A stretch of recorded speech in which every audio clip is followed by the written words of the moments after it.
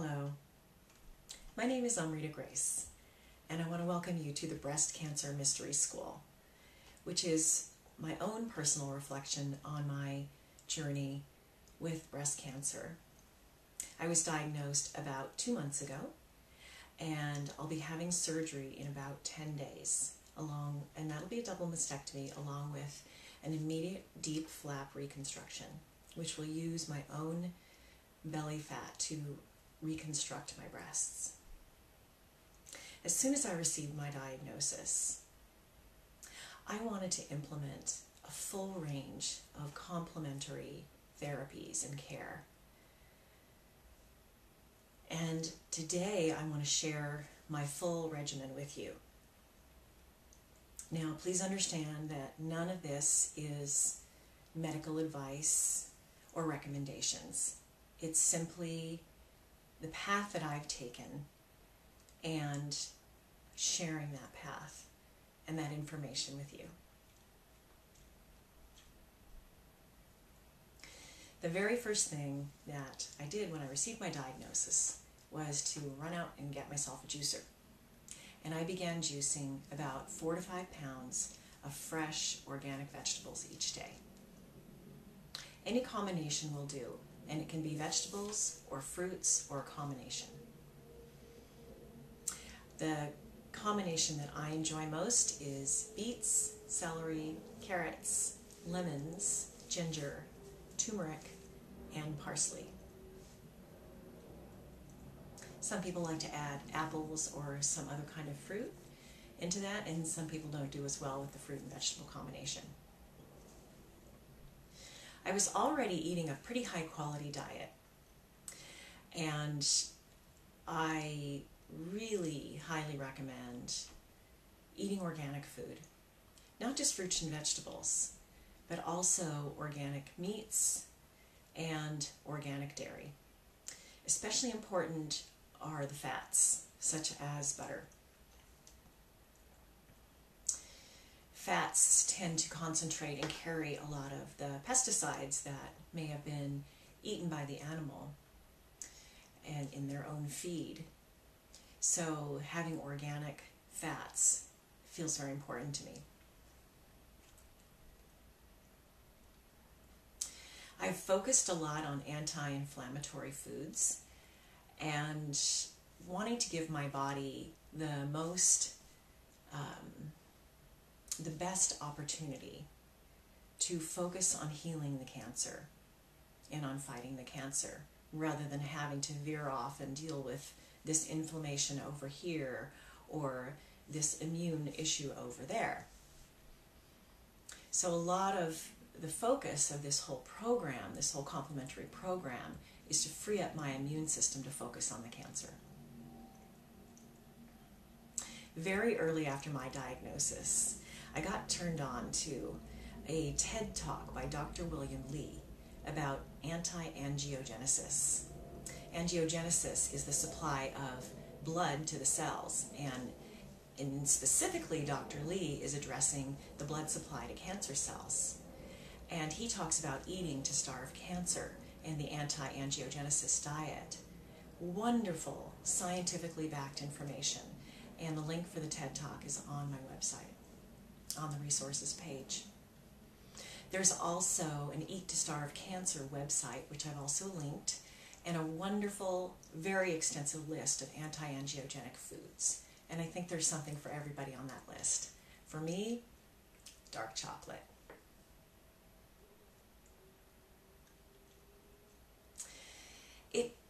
I've been told by many different sources that an alkaline diet is important, and I'm not completely convinced about this.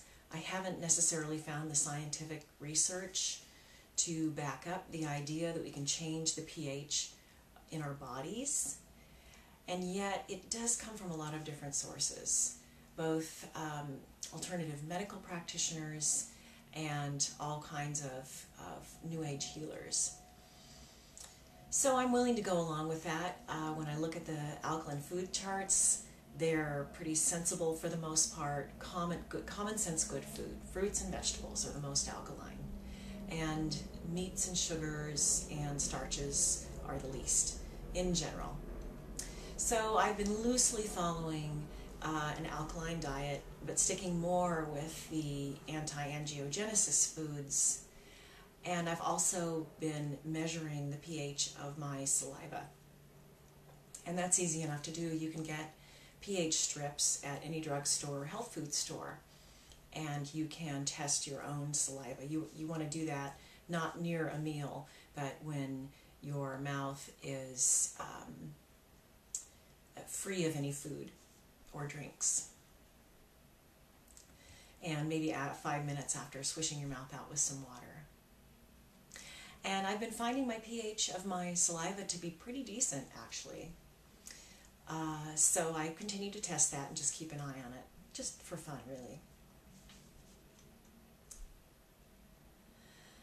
Hydration, plenty of water, good quality water, filtered water, and also green tea has been my preferred drink. The TED Talk by Dr. William Li talks about green tea and the anti-angiogenesis effect of two particular types of green tea when they're combined. So I've been combining those two. Jasmine Dragon Pearl, I believe, is one of them, and sencha, and organic whenever possible.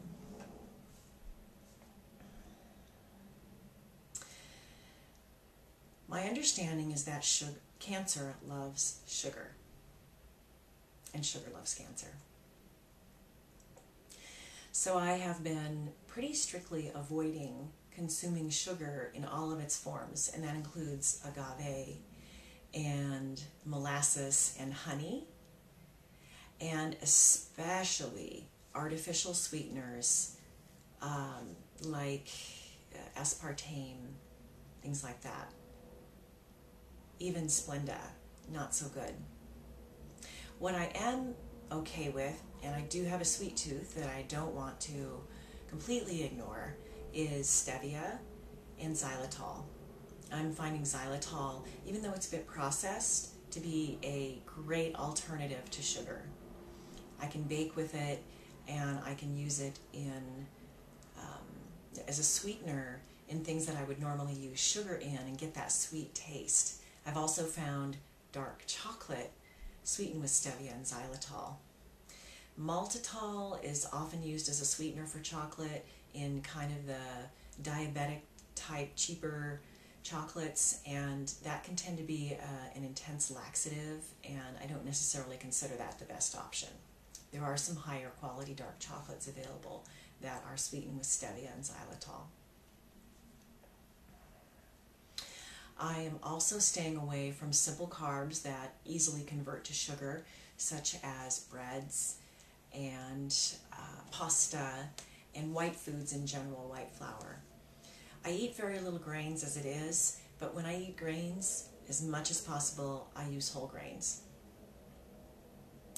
I'm also avoiding wheat and gluten, as they tend to be very inflammatory and also create digestive distress. I'm not necessarily sensitive, but so many people are, and I have been advised by one of my alternative doctors to avoid wheat and gluten. So for the most part, I'm doing that. In general, I avoid GMO foods, and especially corn. Most corn now, unless it's organic, is GMO. So even popcorn, I make sure and get organic popcorn.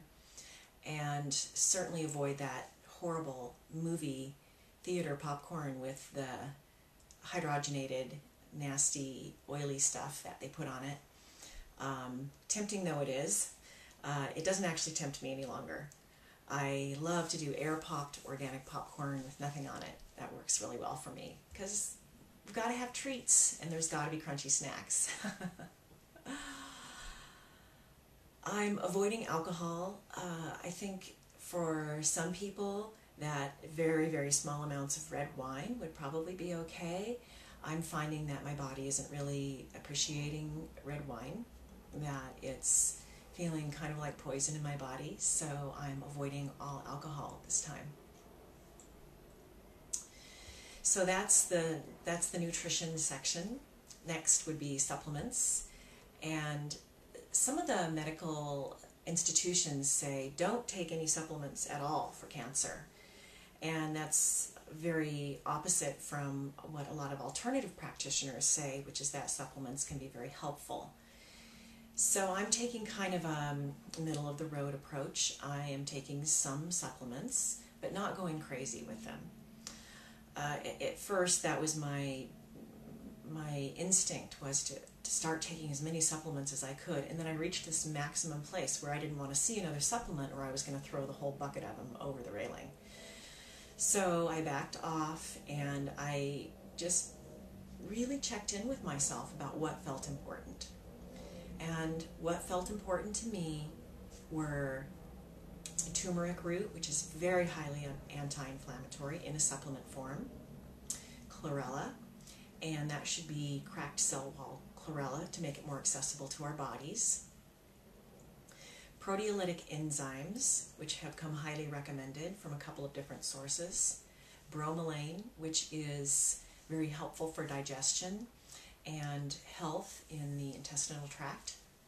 Iodine, which is good for me anyway because I have hypothyroidism, supplementing with iodine. And my chiropractor also mentioned that many women with breast cancer are very deficient in iodine.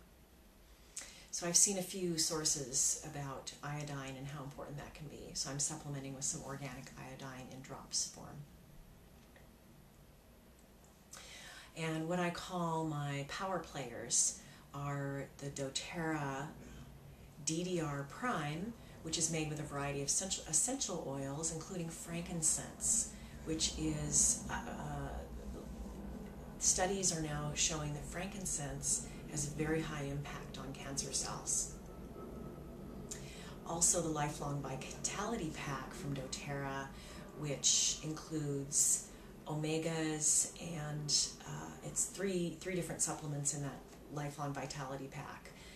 XE Omega is one of the names, Microplex VM is another, and the third one is Alpha CRS.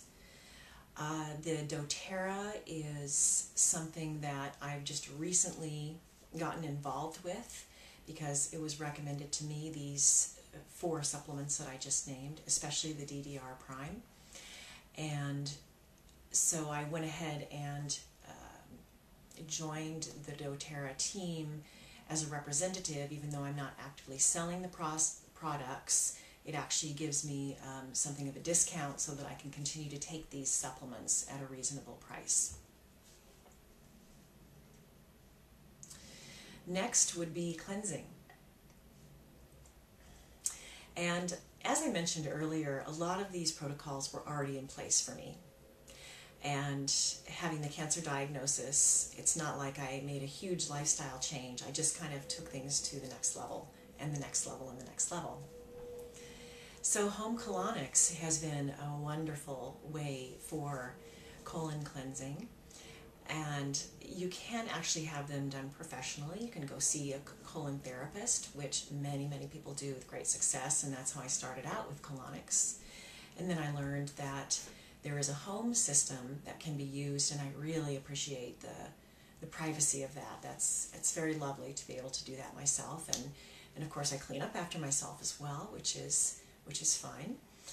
And it's nice to also have the option of not needing to leave home and being able to do that whenever possible. So the link that I have for colonics on my website actually has a really cool video that shows how the whole thing works, if you're curious about that. One thing I did start doing after the cancer diagnosis was coffee enemas. The Gerson therapy is a very intensive therapy that involves daily juicing and coffee enemas as a very alternative approach for cancer that some people have had a lot of success with. I'm not choosing to go wholeheartedly into that therapy, but to use pieces of it that work for me. Coffee enemas are a great detox for the liver, and this is the caffeine at work here. And I will have a link for that on my website so you can read more about it if that's of interest to you. Detoxing the liver is helpful in allowing it to do its job better and detoxing everything that needs to be cleansed from our bodies. Infrared sauna is also another great cleansing and detox tool. And heat for the body. Cancer does not thrive in heat. And this is one of the reasons that women have hot flashes as they age, as they go into menopause, is to kill diseases and cancers in the body.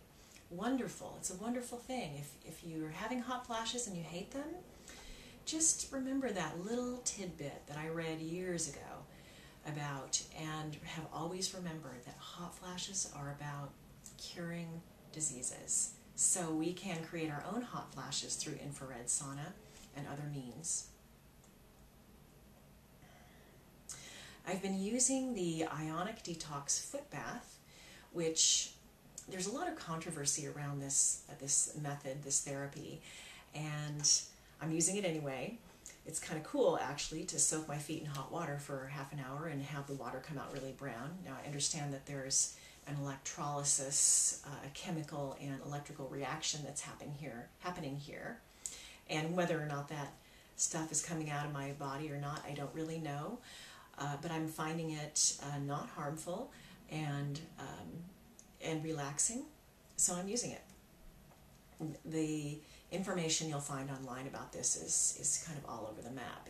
People either think it's the most amazing thing in the world, or they think it's the most ridiculous quackery. So you choose what works for you. As an additional supplement, I'm also using doTERRA's GX Assist, which helps with gastrointestinal cleansing as one of my supplements. And the next category is immune enhancement. The standard stuff, vitamin C and zinc, I'm taking both of those. I feel like I have a pretty strong and healthy immune system. So those are the ones that I'm working with right now. In addition, what was also recommended to me was another electrical assistance unit called the Zapper. And this was created by a woman who is now deceased. Her name's Hulda Clark. And she created a very simple copper tube to be held in each hand, connected to a 9-volt battery that stimulates the white blood cells into superpowers. And that sounds really good to me. Those white blood cells can come in handy right now. Because one of the things I've come to learn about cancer is that the immune system in our bodies doesn't necessarily realize or understand that these are cancer cells, that we have cancer, so they don't know to fight it. So whatever we can do to enhance our immune and let our bodies know that by whatever means that these cancer cells need to be attacked and healed, then let's do whatever we can. The next category is exercise. And part of the purpose of exercise for cancer is, part of it is fitness, but for me right now, the biggest part is getting more oxygen into my body, into my bloodstream. Really oxygenating. And that is a good thing no matter what. In part, I'm wanting to be in really good physical condition before I have my surgery, because clearly it's going to be a while before I'll be able to exercise again, and it's going to be a slow start. Part of the reason for that is that I'm having not just a mastectomy, but also abdominal surgery, which will take my abdominal tissue and create new breasts. So there's going to be some additional healing there and some additional time before I'll be able to exercise again. My own regimen is stretching before and after. Stretching before as a warm-up, stretching after as flexibility and for cool down. I also walk anywhere from 1 to 3 miles a day. I have been doing some weight training for my upper body, just to keep my pecs and arms and shoulders strong and toned. And I also like to do, I don't like long, boring cardio routines, 20, 40 minutes, whatever, on the elliptical, really boring. So I like to do a much quicker way of working with cardio, which is called interval training. And I use Peak 8s. I've got a link for that on my webpage. So in the interval training, it's about taking the heart rate up in a series of kind of powering out with the cardio with a short rest in between, and knowing what your peak heart rate is and shooting for that, which is based on age. Again, that's linked. And from there we go into environmental and product toxins. As I started reading about more deeply about products, and that this is something I've been aware of for a long, long time, and it's been a gradual process of eliminating toxic products from my life, but I really started reading the labels and coming completely out of denial about things like my shampoo. And then I read the ingredients on my toothpaste. Oh boy. I learned that I was massaging sodium lauryl sulfate into my gums. And as soon as I did that, that toothpaste went directly into the trash. That is some nasty stuff.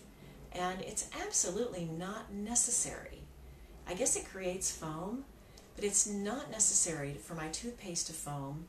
And I found that I'm finding products that are completely natural, including no alcohols of any kinds in them, that do just fine with foaming, and they're using oils and essential oils and things like that.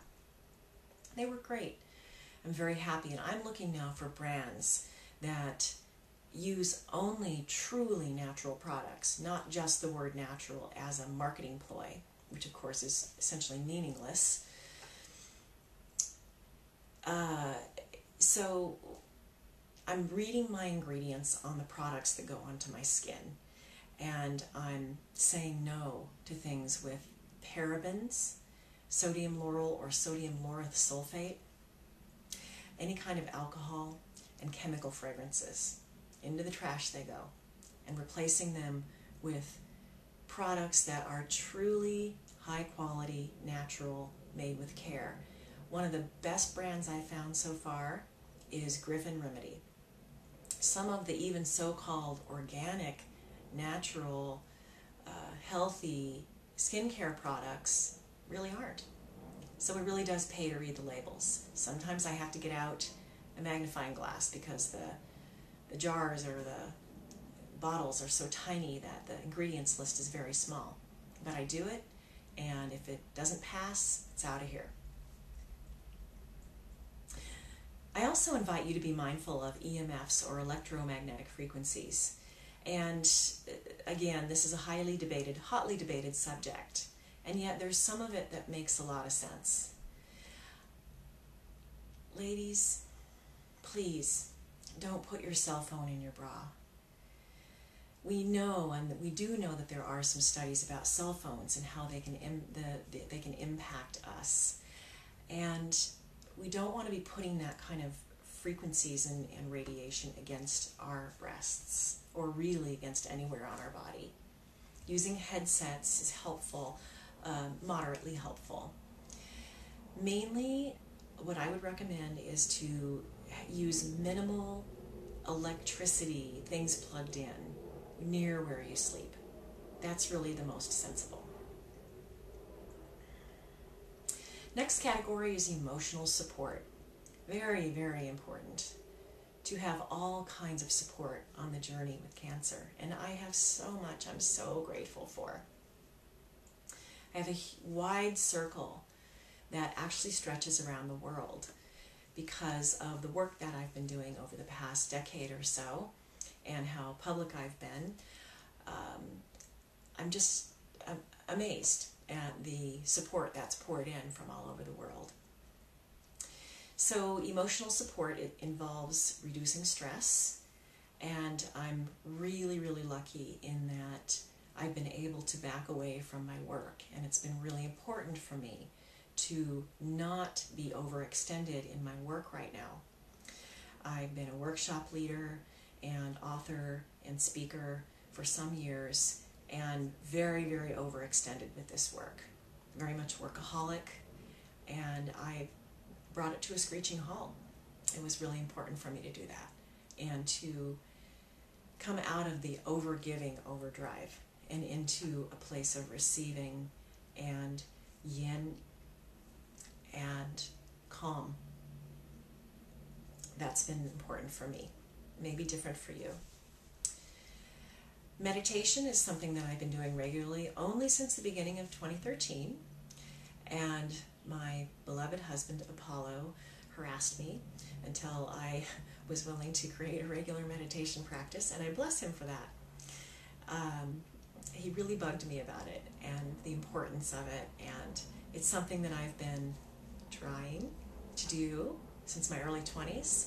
I'm 50 now, and I've never really been able to commit to or solidly bring off. Now I have been pretty regular.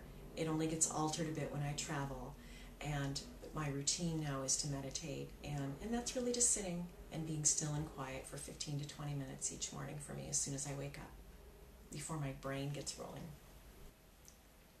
I mentioned earlier about support system of friends and family, and this has been such a beautiful, amazing piece for me to have a husband who is incredibly supportive, to have my immediate family members that are there for me, and to have friends that are willing to help and support in whatever way they can, and also to have a lot of people that I don't know praying for me and caring about me and sending me messages of hope and positive intention. It's been really beautiful to have this pouring in from all over the world. There are support groups that are available from the various cancer organizations and through hospitals, and a number of different organizations that offer support. I have not yet availed myself of any of these, but I know they're available if and when I need them. Counseling or having somebody listen who can hold space is very, very helpful as well.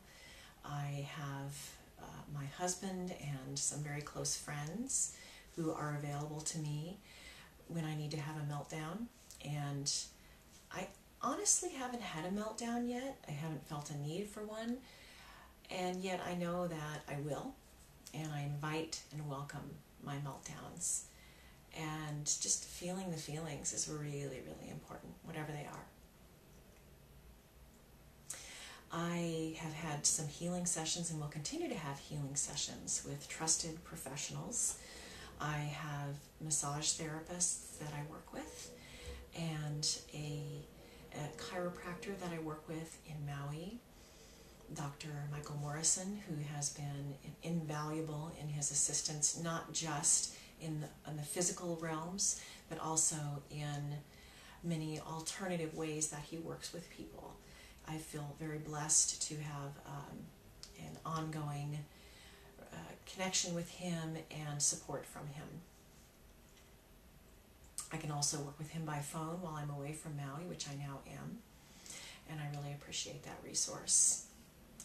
I've seen some alternative healers as well, and there are just so many, many modalities available that can help and assist with working on energetic levels with what's happening in our bodies, and whatever resonates for you.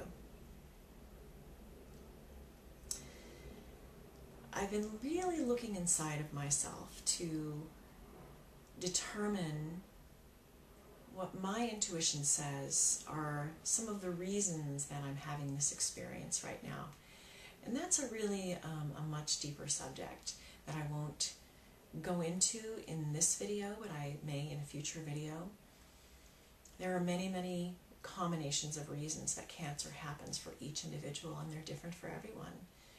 And I believe that it's not just about genes, or just about a soul path, or just about environmental toxins, or just about lifestyle. I think there's probably quite a combination of things that have led to me having cancer, and those are some things that I look at, including my own personal relationship with each of those things and with this cancer journey.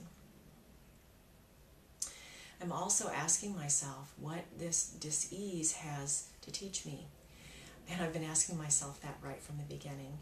And because of the ongoing transformational personal work that I do with myself, it's been a natural question for me to ask. And actually, I had already a pretty good idea about why this experience is occurring in my life right now. And I'm very happy to continue to investigate that and how that will impact me going forward. I briefly mentioned the spiritual connection to all of this, and I just want to say a little bit more about that, which is that spiritual path I consider to be a very individual and personal experience, very different for each person. And for me, I see that this journey with cancer is leading me back to a spiritual path that I have somewhat left behind, or looked at differently, let's put it that way, and also giving me new insights and guidance into where I'm going with my internal spiritual path. And I'm really open to and welcoming all of that right now, especially as I set aside the sort of work, and do, and come into more of a place of being with what is coming towards me, what is unfolding before me, what is opening up for me, what is presenting itself to me. And I will be continuing to investigate that as I rest and recover after surgery.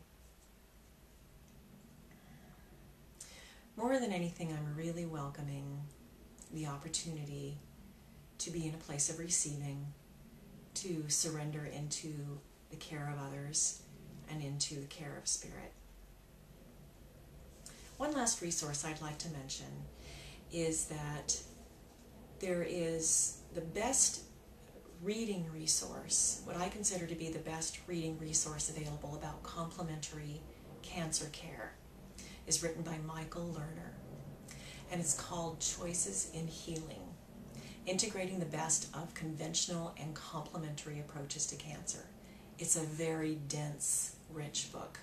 I haven't even read the whole thing, and yet I have already found it very helpful and supportive and very grounded and sensible. And it's available through Amazon, either Kindle version or kind you can hold in your hands and flip through. That was a long list, and I want you to know that all of this information is available on my website, which is reclaimingaphrodite.com. And if you look on the left side menu under cancer something, cancer therapies, cancer care, I can't remember what I named it right now. Anyway, it starts with cancer. And if you look there, this full list that I've discussed today with as many links as I could come up with will be there for you. And I will continue to add links as I think of them. This list, of course, will be continuing to grow and expand, and I will keep it updated for you as I am able to. Thank you for patiently tuning in. I know this was a very long video today, and I hope that you find it helpful for you. Keeping in mind that this is my own approach, and whatever you do is what's right for you. Please consult your own inner wisdom and your own inner authority. This is what I've been teaching for years, is consult your own intuition, your own wisdom. Check in with your body. Ask yourself, what is right for me? A lot of information came at me, and if you have a cancer diagnosis, a lot of information will come towards you too, and the more public you are with it, the more information you will be receiving of all kinds. At least that was my experience. Well-meaning people all the way around, but some of them are not very sensible, and some of them are kind of downright off the deep end, and some of them are very sensible. But you've got to be able to discern what's right for you, and only Only you can do that. I wish you health and wholeness and blessings. Thank you so much for being part of the Breast Cancer Mystery School. And I invite you to place your comments below on the blog. And if you haven't already, to please follow this blog. I'll be continuing to make video updates as I come out the other end of my surgery and go into my recovery with my unique perspective on breast cancer. Thank you so much. Be well.